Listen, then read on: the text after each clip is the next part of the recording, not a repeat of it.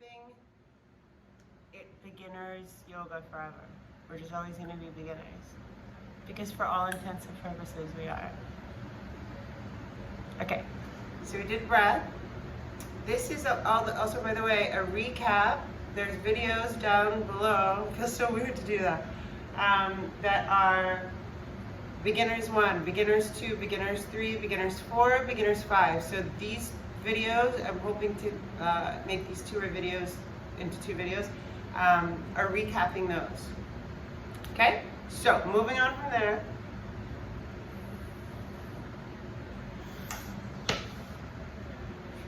We learned some people will never do downward dog. So we have options always. Transitioning from standing to standing shapes or poses is super easy. Let's practice that. So please stand up with your feet the width of your hips. Relax your shoulders and find a point in front of you and look at it. Keep your gaze steady. Let's take 5 breaths just to make sure we are with our breath, meaning I had a teacher who used to say, blast out the mental chatter with the sound of that loud Ujjayi pranayama, you know, because it has an associated sound. And I used to kind of do that successfully. I've been teaching now like 16 years. So my practice, my teaching, everything is always evolving. I guess like 7 years into teaching, I started to feel a different energy about my experience, my personal practice, and how I was communicating to the classes and like to people, my students. And instead of blasting out the mental chatter with the sound of the breath, why not exercise your right as a human being to focus on what you choose to focus on? Right now it's the breath.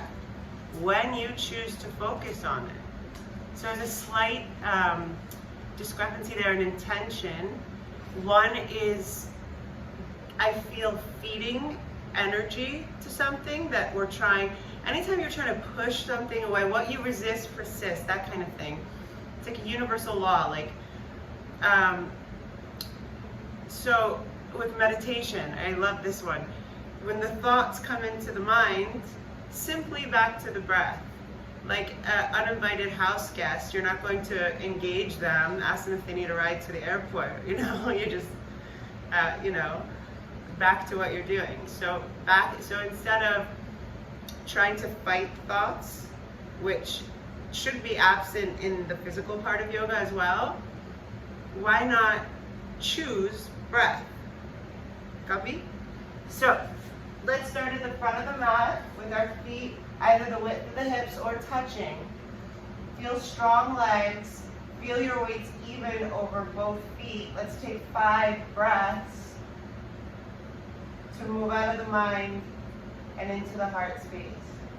In through the nose, out through the mouth, lips sealed or not. And please add questions, like places that I can make videos and concentrate more on things that aren't super clear. Smiling, breathing meditation, 5 deep breaths. Smile, breathe, and meditate on how innately divine and perfect you are in every possible way.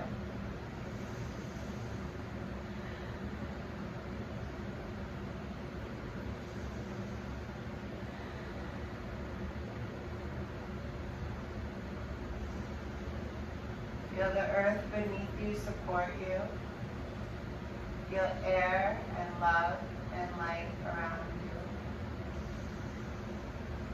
Feel strong forces of protection grounded in you. Blink your beautiful eyes open. Keep your gaze at one point. Look at your feet. Take the left foot back. First of all, take a breath in. Complete exhale. Make sure there's nowhere left. Breathe in. Step the left foot back to a runner's lunge. Exhale. I do not recommend socks. I'm super embarrassed to show you my feet right now. Wow, not that embarrassed. I'm gonna take them off. Anyway, so we're at a runner's lunge. The hips are squared. And there's only 2 possible hip positions in any yoga situation. Either front, like headlights on a car, like this, or open, like this. That's when we get to warrior 2. So here we are, crescent pose has the runner's lunge. Put your hands on your hips to make sure they're square. This is a preparation for warrior 2, which is also closed hip. Plot twist, right? But let's get this down first. So make sure all the qualities of the universal principles of alignment, even weight on both feet, your right knee on top of your ankle. So the common mistakes here are going to be the right knee passing the ankle. Okay, it's never going to be, it's safe to have it, feel it. Okay, back leg, you can have more support by softening this knee. Make sure the tailbone's tucked in, or stretch on the left side, quadriceps, hip flexors, etc. Okay, I'm just showing you technical stuff right now. Let's try it on the other side. Shake, shake, shake. Inhale, exhale out.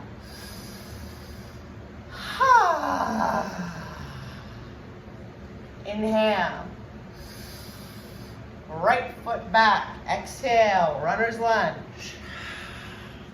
Square hips, but don't walk a tightrope. The more width you have in closed hip positions, the more stability you have. Take your time. Find your breath. Find your feet. Find grounding and stability so that you can breathe deeply and easily. Remembering that your breath gives you permission to be in the pose. Shake, shake, shake. Shake, shake, shake. Shake your booty. Shake your booty. Okay, so for warrior 1, let's play with that and then I have to switch my laundry. But I am on a roll. Okay, so let's start front of the mat. You're breathing. You are with even weight distributed over both of your feet. You're smiling. Inhale. Left foot back. Exhale. Keep breathing. Notice your feet. Can they be wider for more stability? Never stop breathing. Knee on top of the ankle. Ungrip your toes. If your toes are clinging onto the floor of the mat, it means you're not balanced. Balance on your feet. Now your left foot is in a runner's lunge. You might just stay here. And if you're brand new, please just stay here. So here we are. Turn your left foot. Hold your hands on your hips. Breathe in. Breathe out. If you're joining us, left foot sideways and flat. Really ground into the outside of that left foot. Relationship hip, knee, ankle. We protect it. Now drive the left hip forward to maintain your square hip position. Then you'll find a readjustment will probably be necessary in the length of the tailbone, protecting your lumbar spine. Full expression of the pose. Arms up. Okay? Do 100 breaths on each side. I'll be right back.